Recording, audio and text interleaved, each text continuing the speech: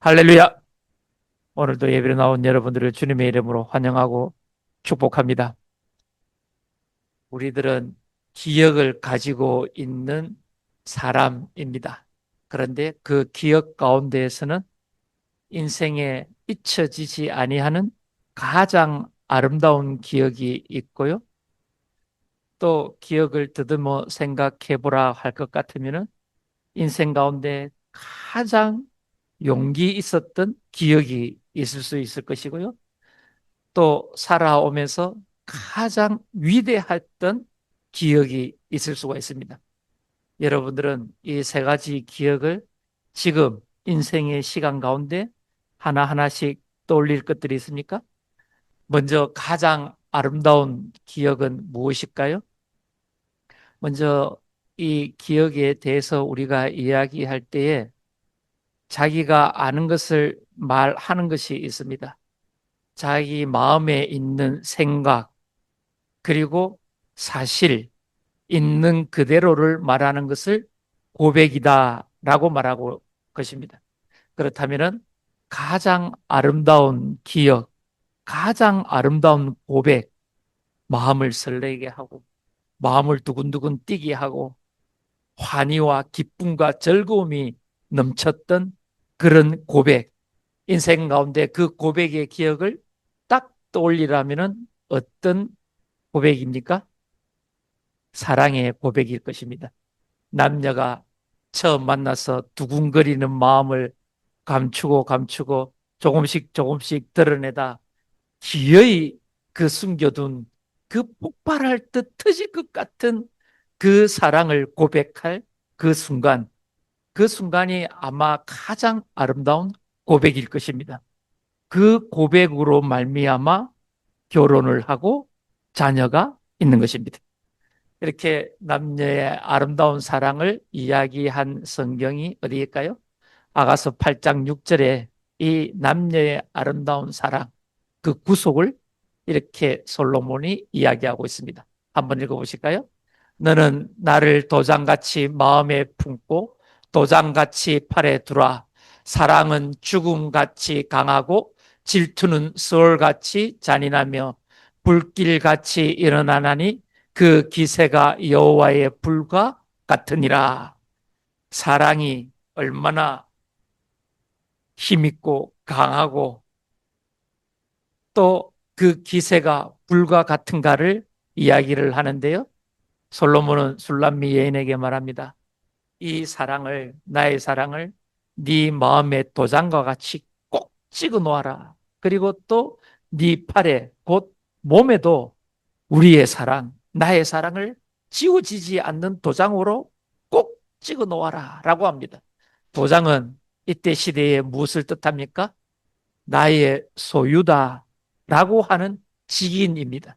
그러니까 서로가 죽음도 끊을 수 없는 서로의 것이라고 끊어지지 아니하는 그 사랑이 얼마나 아름다운 사랑입니까?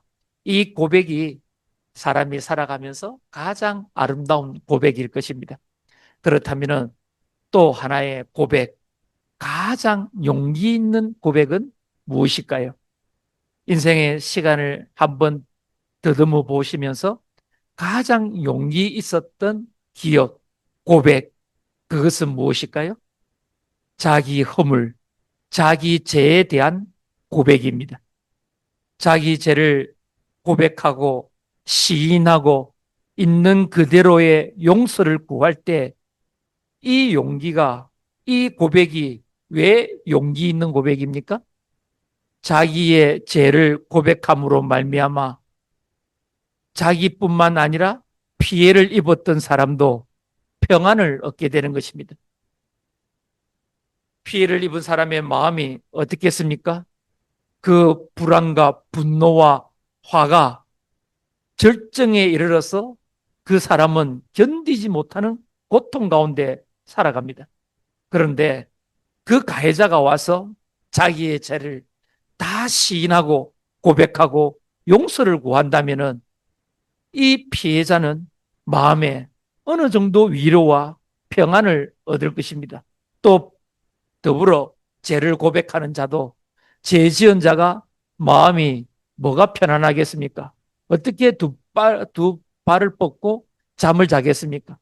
죄책감 가운데 밤을 지새지 않겠습니까? 이 용기 있는 죄의 고백으로 말미암아 당사자뿐 아니라 피해자에게도 평안과 위로가 될 수 있는 것이 용기 있는 고백인 것입니다. 오늘 이 험악한 세상에 죄를 짓고도 뻔뻔하게 죄 없다고 말하는 사람들 때문에 얼마나 많은 사람들이 고통스러워합니까? 얼마나 괴로워하고 있습니까? 그런데 그들에게 진정한 사과, 진정한 용서, 진정한 죄의 고백을 한다면 많은 사람들이 참으로 평안해지고 또 위로 가운데 다시 인생을 살아가는 것이 용기 있는 고백인 것입니다. 그 다음에 가장 위대한 고백이 있습니다. 가장 위대한 고백은 무엇이 있을까요? 여러분들 기억 가운데 내 인생을 통틀어서 이 한 가지만큼은 그 어떤 무엇과도 비교할 수 없는 가장 위대한 고백이다 할 수 있는 것이 무엇이 있습니까? 한 가지를 뽑으라면 우리는 더도 덜도 말고 선택할 수 있는 한 가지가 있습니다. 신앙의 고백입니다. 예수 그리스도를 구주로 고백하는 그 신앙의 고백입니다. 이것이 왜 위대한 고백입니까? 로마서 10장 10절에는 말씀합니다. 마음으로 믿어 의에 이르고 입으로 시인하여 구원에 이르느니라 라고 말씀을 하십니다. 입으로 시인할 때에 비로소 구원을 얻는 것입니다.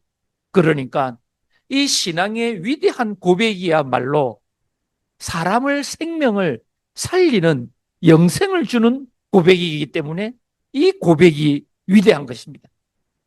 또 누가 신앙의 위대한 고백을 했습니까? 베드로가 주님 앞에서 고백을 합니다. 주는 그리스도시요 살아계신 하나님의 아들입니다 라고 고백을 합니다. 주님이 베드로의 이 고백을 듣고 얼마나 기뻐하셨습니까? 감동하셨습니까? 그래서 베드로에게 권세를 줍니다. 무슨 권세를 줍니까? 이 믿음 위에 교회의 틀을 세울 것이다 라고 말씀했습니다. 그러니까 오늘 우리들의 모임, 이 믿음의 공동체는 주는 그리스도시요 살아계신 하나님의 아들입니다 라고 하는 그 공동체, 그 믿음의 터 반석 위에 세워진 공동체가 우리 교회다라고 하는 사실인 것입니다. 그러니까 이 믿음의 시인은, 이 고백은 자기 개인의 영생을 얻게 할 뿐만 아니라 교회가 교회다게 하고 공동체가 어떠한 외세에도 흔들리지 않고 굳건하게 서갈 수 있는 그 권세를 말하는 것이 이 믿음의 고백, 신앙의 고백이다라고 하는 것입니다.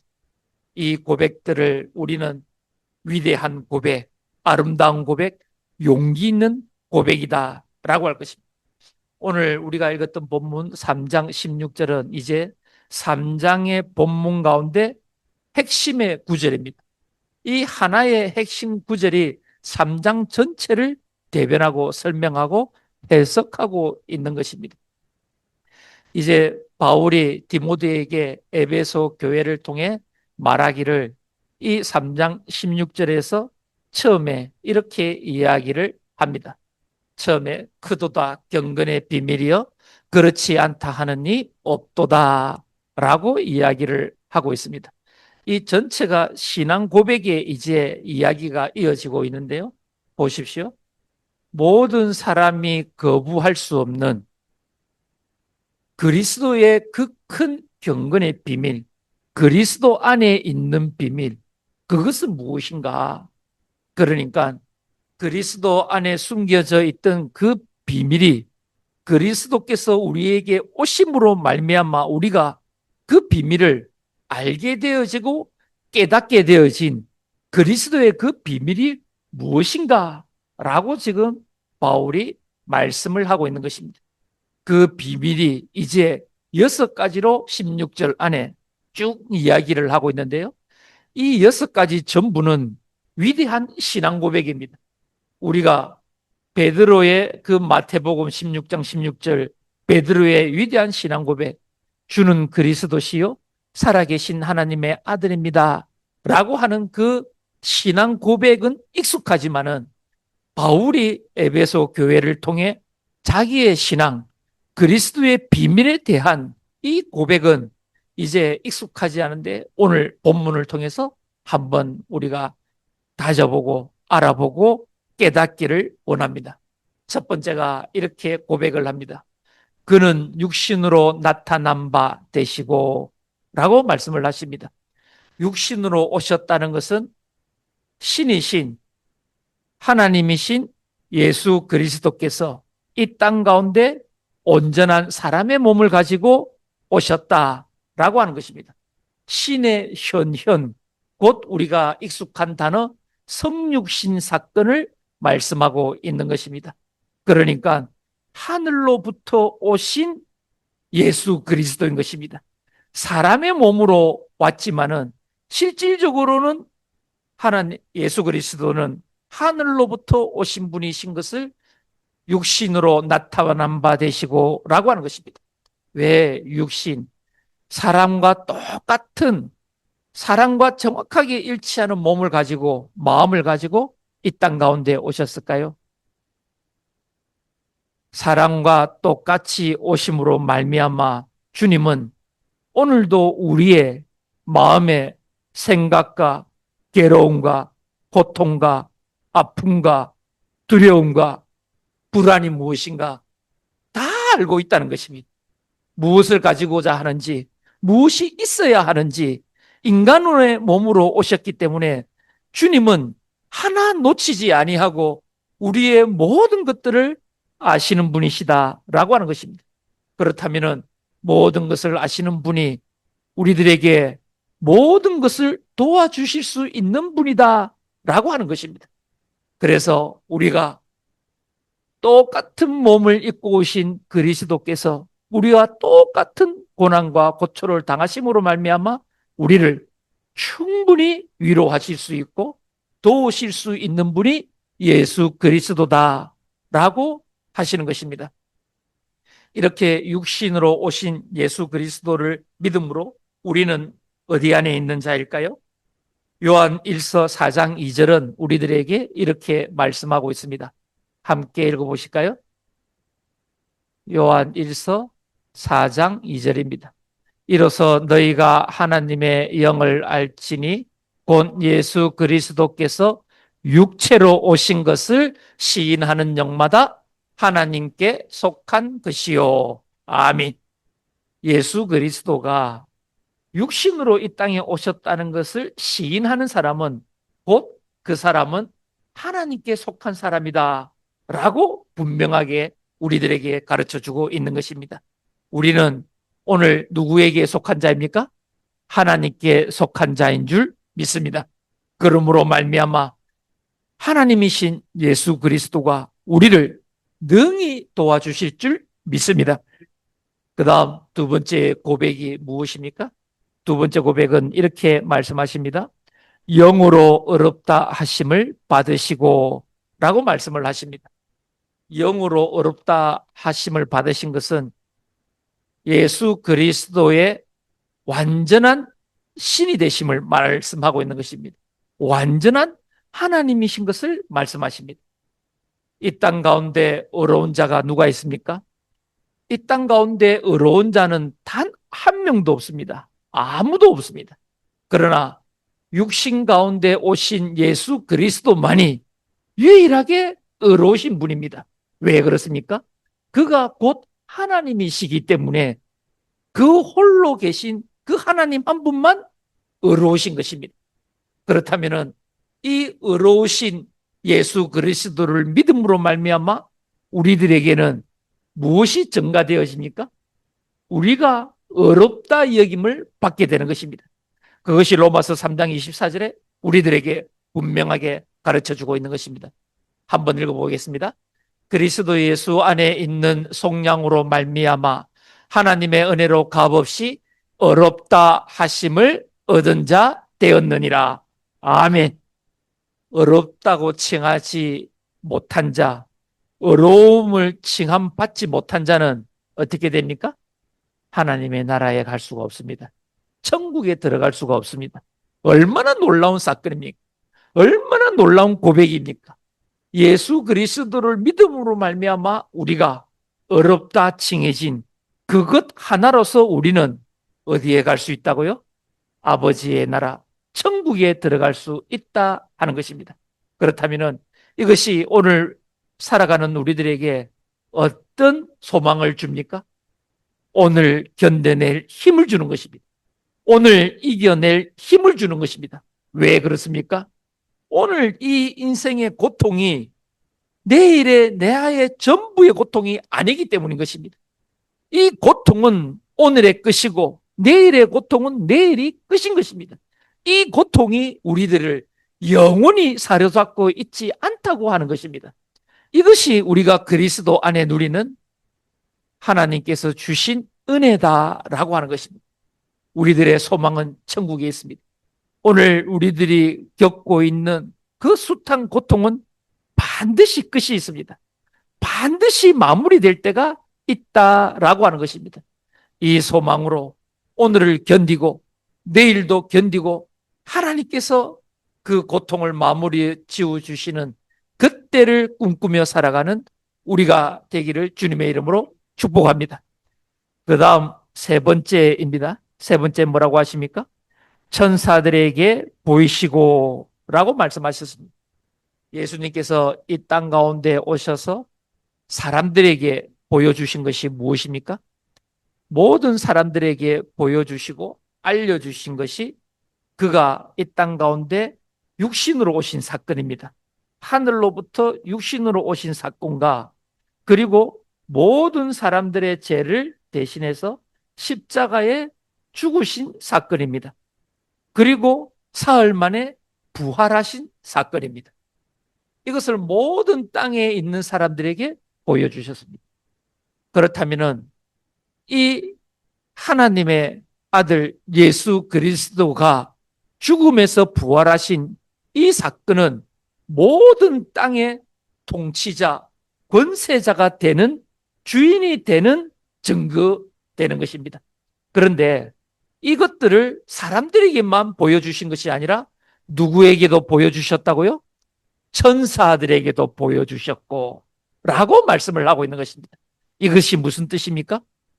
예수님께서는 이 땅 가운데의 권세만 가지고 있는 분이 아니라 땅과 하늘 모든 곳에서 권세를 가지신 분이다 라고 말씀을 하시는 것입니다. 그러니까 우리 주 예수 그리스도는 만물의 주인이신 것입니다. 만물의 통치자이시고 만물의 권세자가 되는 것인 전능하신 하나님이신 예수 그리스도다라고 가르쳐주고 있는 것입니다. 예수님께서 땅과 하늘의 권세를 모두 가지셨다면 오늘 우리들이 겪고 있는 그 고난의 열쇠도 누가 가지고 있는 것입니까? 예수님이 가지고 있는 것입니다. 오늘 나의 고통의 열쇠, 그것을 풀어낼 수 있고 해결할 수 있는 능력과 권세를 가진 자는 예수님 뿐이다 라고 하는 것입니다. 그렇다면 우리는 누구를 바라보아야 하고 누구를 향해야 하고 누구에게 기도를 해야 하고 누구에게 매달려야 하는 것입니까? 예수 그리스도 뿐인 것입니다. 우리는 이것을 놓치고 자꾸 다른 데 가서 매달리고 구하고 두드립니다. 찾고 있습니다. 그러나 이것은 아주 어리석은 것인 것입니다. 그것은 일순간 해결할 수 있을지는 몰라도 영원한 해결은 되지 않는다라고 하는 것입니다. 우리들의 내일과 미래 모든 것을 아시는 분은 예수 그리스도 한 분뿐입니다. 모든 것을 아시는 분이 모든 권세를 가지고 있습니다. 우리들 모든 문제의 열쇠를 가지고 계신 분이 우리 주 예수 그리스도인 것입니다. 그러니까 오늘도 우리는 의심하지 말고 우리들이 가지고 있는 이 믿음대로 주님의 권세 앞에 우리들의 문제 하나하나를 간절하게 구하는 것입니다. 간절하게 내어놓는 것입니다. 의심하지 않고 믿음으로 의뢰하는 것입니다. 이것이 곧 믿음이요 고백이다 라고 하는 것입니다. 믿고 구하는 자에게 하나님은 반드시 응답해 주시는 줄 믿습니다. 이렇게 주님은 이 땅의 권세만 보이신 것이 아니라 하늘에 있는 천사에게까지도 그 권세를 나타나 보이셨다라고 말씀하는 것입니다. 이것을 히브리서 1장 6절이 우리들에게 잘 말씀해 주고 있습니다. 한번 같이 읽어보실까요? 또 그가 마다들을 이끌어 세상에 다시 들어오게 하실 때에 하나님의 모든 천사들은 그에게 경배할지어다 말씀하시며 라고 하셨습니다. 땅과 하늘의 모든 권세를 하나님은 예수에게 그 아들에게 주셨다라고 하는 것입니다. 그러니까 오늘 우리의 삶의 주인은, 오늘 우리들의 모든 문제의 열쇠는 예수께서 갖고 계시다는 사실을 결코 잊지 마시고 우리들의 삶을 주님께 의뢰하고 주님을 신뢰하는 믿음을 가지시기를 주님의 이름으로 축복합니다. 그 다음에 네 번째 무엇입니까? 네 번째는 이어서 말씀을 하십니다. 만국에서 전파되시고 라고 말씀하셨습니다. 예수 그리스도의 복음, 그 복음은 만국에 전파되셨다라고 설명하고 있습니다. 그렇다면 이 복음의 시작은 무엇으로부터, 누구로부터 시작입니까? 마가복음 1장 1절은 말씀하십니다. 하나님의 아들 예수 그리스도의 복음의 시작이니라 라고 말씀하십니다.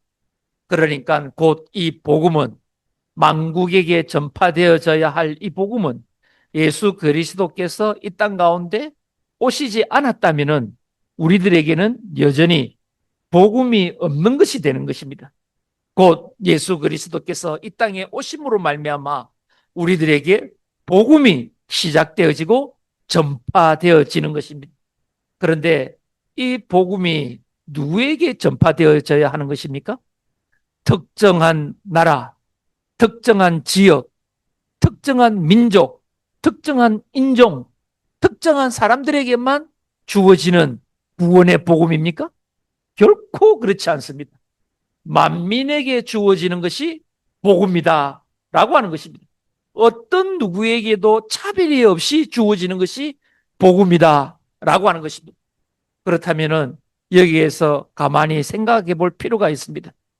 만민에게 복음이 차별 없이 평등하게 모두에게 주신다라고 할 것 같으면 그 만민 중에 한 명은 내가 미워하는 사람이 있을까요? 없을까요? 있죠. 정말 싫어하는 사람이 그 속에 있죠. 있습니다. 오늘 내가 미워하는 사람이 누구입니까? 꼴도 보기 싫은 사람이 누구입니까? 당장 떠오르는 한 명이 있지요. 그 사람에게도 하나님은 복음이 전파되기를 원하신다라고 하시는 것입니다. 이것을 우리는 결코 잊어서는 안 되는 것입니다. 왜 잊어서는 안 될까요? 이것을 철저하게 믿는 사람은, 이 말씀을 절대적으로 신뢰하는 사람은 다른 사람들에게 결코 함부로 하지 못합니다. 결코 막대하지를 못합니다. 철저하게 배려하고 존중하는 인생이 될 것입니다. 왜 그렇습니까? 그도 복음을 듣고 구원받을 사람인지 모르기 때문인 것입니다. 얼마나 놀라운 사실인 것입니까? 이래서 복음이 비밀이다 라고 하는 것입니다. 이래서 우리가 전도해야 하는 것입니다. 복음이 전해져서 믿는 사람이 딱 정해져 있다면 하나님이 구원하실 자가 딱 정해져 있고 그것을 우리가 다 알고 있다면 전도해야 할 필요가 있겠습니까? 없겠습니까? 없습니다. 그 사람만 딱딱 골라서 전도하면 되지 않습니까? 우리가 그걸 안다면은. 근데 모르기 때문에, 그것이 비밀이기 때문에 우리는 모든 사람들에게 나라와 민족과 혈통과 언어와 모든 것들이 다른 사람들에게도, 심지어 싫어하고 미워하는 사람에게도 복음을 전해야 하는 이유가 딱 여기에 있는 것입니다. 이것이 바울이 자기 인생을 통해 겪게 되어진 것들을 그대로 고백하는 것입니다. 바울을 불렀던 예수님께서 바울에게 하셨던 그 성령의 음성이 무엇이었습니까? 사도행전 9장에는 이렇게 분명하게 말씀을 하고 있으십니다. 읽어보실까요? 주께서 이르시되 가라, 이 사람은 내 이름을 이방인과 임금들과 이스라엘 자손들에게 전하기 위하여 택한 나의 그릇이라. 아멘. 가만히 보십시오. 이방인, 권세에 있는 자, 그리고 또 더 중요하게는 이스라엘, 유대인들에게 누가 바울을 고발하고 감옥에 가두었습니까? 이스라엘인 동족입니다. 그것도 한때 한솥밥을 먹었던 바리새인들입니다. 바리새인들이 바울을 고발했습니다. 네가 그토록 미워하는 바리새인에게도, 너희가 이방인에게는 구원이 없다고 믿었던 그 이방인에게도, 너희를 통치하고 다스리고 억압하는 그 권세 있는 자들에게도 무엇을 전하라고요? 복음을 전하라. 복음을 전하라. 놀라운 복음의 비밀이 여기에 숨겨져 있는 것입니다. 오늘 바울에게 주신 이 복음의 확장성, 복음의 만민에게 보편적으로 전해야 되는 이것을 우리는 결코 잊지 말아야 하는 고백이어야 할 것입니다. 그 다음 다섯 번째는 무엇입니까? 세상에서 믿은 바 되시고 라고 말씀을 하고 있습니다. 다섯 번째 고백입니다. 우리는 복음을 전할 때 우리들의 은병과 지식과 지혜를 의존하려고 합니다. 그래서 전도하러 가자 하면은 제일 쉽게 하는 말이 뭡니까? 제가 아는 게 없어요. 제가 용기도 없어요. 할 줄 아는 게 없어요. 무엇을 전해야 되는지, 어떻게 전해야 되는지 모르겠어요. 라고 하는 것이 딱 입에 붙어 있습니다. 그러면은 무엇입니까? 복음의 능력을 모르는 것입니다. 복음은 복음 그 자체의 능력을 갖고 있습니다. 복음을 전할 때에 복음을 듣고 마음이 열린 자는 우리들의 은병과 지식과 지혜가 아니라 복음 그 자체가 말씀이 들어가서 그 마음을 찔러 쪼개는 줄 믿습니다. 이 복음 자체가 능력이 있다는 사실을 우리는 결코 간과하거나 잊어서는 안 된다라고 하는 것입니다. 복음에는 가장 큰 능력, 그것이 무엇입니까? 구원의 능력입니다. 로마서 1장 16절은 바울이 철저하게 고백을 합니다. 한번 같이 읽어보실까요? 내가 복음을 부끄러워하지 아니하노니 이 복음은 모든 믿는 자에게 구원을 주시는 하나님의 능력이 됨이라. 먼저는 유대인에게요, 그리고 헬라인에게로다. 아멘. 이렇게 복음의 능력에 대해서 말씀을 하셨습니다. 가만히 보십시오. 오늘 이 말씀은 우리들에게 어떤 교훈을 주십니까? 한번 생각을 해보십시오. 복음의 능력이 한 사람의 가슴을, 심장을 찔러 쪼개어 역사했습니다. 구원을 받았습니다. 그 구원을 받은 자가, 예수 그리스도의 은혜를 입은 자가 변화가 있을까요? 없을까요? 반드시 변화가 따라옵니다. 그렇다면 내가 미워하는 자, 그에게 복음을 전했을 때 그 심령을 찔러 쪼개는 하나님의 구원의 능력이 그 사람에게 들어갔을 때 어떤 변화가 일어날까요? 서로 사랑하게 되는 변화가 일어나지 않을까요? 이미 내 안에 그리스도의 능력이 있고 또 미워하는, 싫어하는 그 상대방 안에도 그리스도의 능력, 구원의 능력이 함께 있다면 이 두 상대는 어떤 상대가 될까요? 사랑하는 상대가 될 것입니다. 할렐루야 아닙니까? 이 변화가 복음의 능력이다 라고 하는 것입니다. 아무리 싫은 사람도, 아무리 미운 사람도 복음만 들어간다면, 예수 그리스도의 은혜만 덧입는다면 그는 온전히 변화되어서 트러블 메이커가 아니라 화평케 하는 자, 피스메이커가 되는 줄 믿습니다. 우리는 어떤 자로 불림을 받았습니까? 화평케 하는 자로 부름을 받은 자인 것입니다. 우리로 말미암아 복음의 능력이 증거되고 전달되어질 때에 그 상대방 한 명 역시 화평하는 자가 변화로 되고 세워지는 줄 믿습니다. 이렇게 함으로 말미암아 무엇이 세워집니까? 하나님의 나라가 세워지는 것입니다. 우리 가정 안에 하나님의 나라가 세워지고 우리 가족들 안에 화평케 하는 하나님의 나라가 세워지고 또 우리 사회와 직장과 우리 이웃들 간에 친척들 간에 화평케 하는 그리스도의 복음의 능력이 만들어지는 하나님의 나라가 세워지는 줄 믿습니다. 그것 때문에 우리가 이 신앙의 고백을 하고 이 복음을 전하는 것입니다. 얼마나 보람차고 얼마나 가슴 뛰는 사명을 받은 자입니까? 얼마나 놀라운 사명을 가진 자입니까? 이것이 신앙의 위대한 고백이다라고 하는 것입니다. 마지막에 여섯 번째 신앙의 고백은 무엇입니까? 마지막 고백은 이렇게 하고 있습니다. 영광 가운데 올려지셨느니라 라고 하십니다. 첫 번째 고백이 무엇입니까? 육신으로 나타나신 바 되고 라고 했습니다. 마지막 여섯 번째 고백이 무엇입니까? 영광 가운데 올려지셨느니라 라고 말씀하고 있습니다. 예수 그리스도는 하늘로부터 내려오셔서 하늘로 올라가시는 분이신 것입니다. 그렇다면 지금 영광 가운데 예수님은 어디에 계신다라고 하시는 것입니까? 하나님 우편에 앉아 계시는 것입니다. 그렇다면 하나님 우편에 앉아 계셔서 지금 하시는 일은 무엇일까요? 이렇게 팔짱을 끼고 오늘 누가 좀 착한 일을 하고 있었지? 누가 좀 말을 잘 듣고 있었지? 누구를 좀 혼내줄까? 그렇게만 하고 계실까요? 아닙니다. 지금 하나님 우편에 앉아 계신 우리 주 예수 그리스도는 여전히 역사의 주인 되시고 여전히 우리 한 명 한 명 가운데 통치하시고 계시다는 것입니다. 여전히 우리 마음 가운데 주인이 되셔서 화평케 하는 자로 우리를 이끌고 가고 있는 통치자다라고 말씀을 하고 있는 것입니다. 이것이 어디에 기록되어져 있습니까?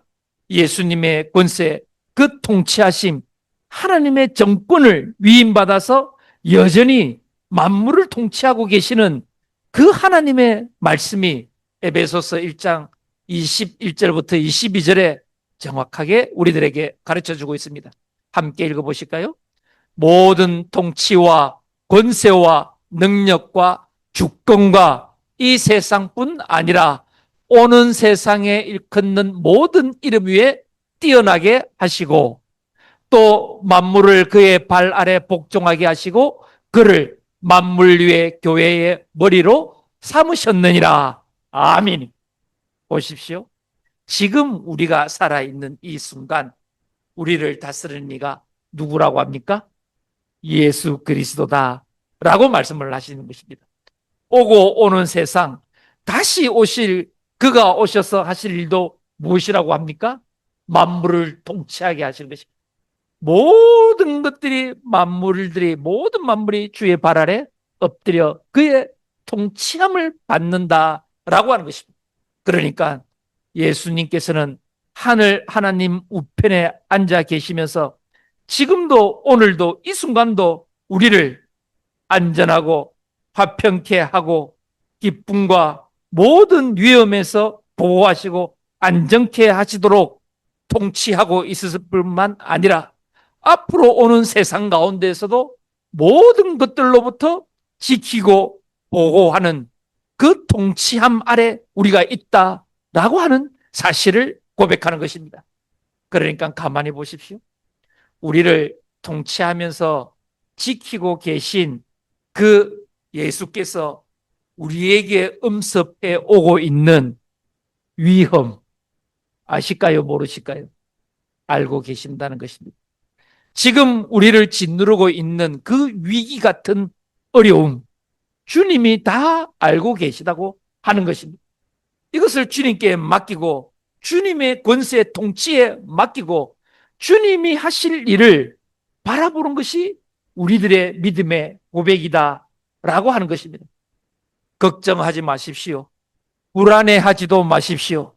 두려워하지도 마십시오. 지금 우리 곁에 엄습해 오고 있는 그 큰 위기, 그 큰 두려움, 그 모든 것들로부터 지키시고 그 모든 악의 권세를 이기신 분이 우리 주 예수 그리스도라는 사실을 결코 잊지 마셔야 오늘 내게 닥쳐져 있는 그 위기를 이겨낼 수 있다라고 하는 것입니다. 내가 해결할 수 없는 것들을 붙잡고 가슴 조이며 쓰라린 고통으로 밤을 지새우고 눈물 흘리지 마십시오. 다 주님께 맡겨버리십시오. 그 주님이 오늘 우리를 통치하시고 모든 악한 세력을, 그 권세를 쇠사슬로 묶어 승리하신 분이 우리 주 예수 그리스도인 것입니다. 오늘 우리를 어렵게 하는 그것은 단지 우리를 훈련시키고 연단시켜서 더 단단하게, 더 굳건하게 하나님을 바라보게 하시고 이 세상 가운데서 흔들림 없는 믿음 가운데 세우기 위한 광야 같은 훈련이다 라고 믿고 주님을 따라야 우리가 그 고통을 이겨내는 줄 믿습니다. 가만히 보십시오. 오늘 바울이 하는 이 6가지의 고백은 곧 이 땅 가운데 살아가는, 이 땅에서 필요한 우리들에게 모든 영적인 지혜를 다 부어주시는 것입니다. 이 모든 6가지의 고백이 하늘나라에서는 필요가 없습니다. 이 고백들이 하늘나라에서는 아무런 필요가 없습니다.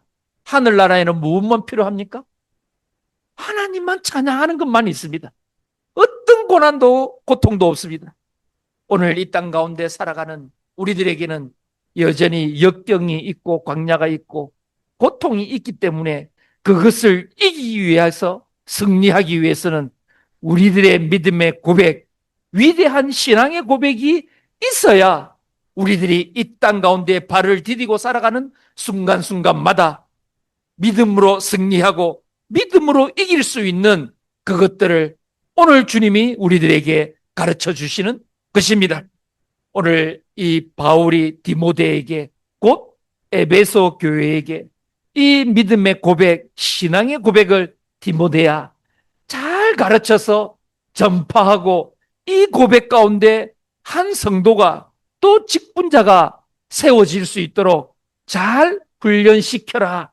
교회에 꼭 이 고백을 가르쳐라 라고 하는 3장의 마지막 핵심 구절이 오늘 본문의 말씀 16절인 것입니다.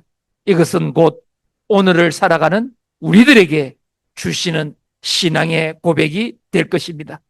집에 돌아가셔서 다시금 이 16절을 곰곰이 묵상하시고 읽어보셔서 오늘 내게 진실로 있어야 하는 힘, 용기, 그것은 무엇인지 다시 깨달아서 오직 주님만 바라보고 오직 예수 그리스도 안에 그 능력으로 우리들이 온전히 세워져가는 하나님의 사람이 될 수 있기를 주님의 이름으로 축복합니다.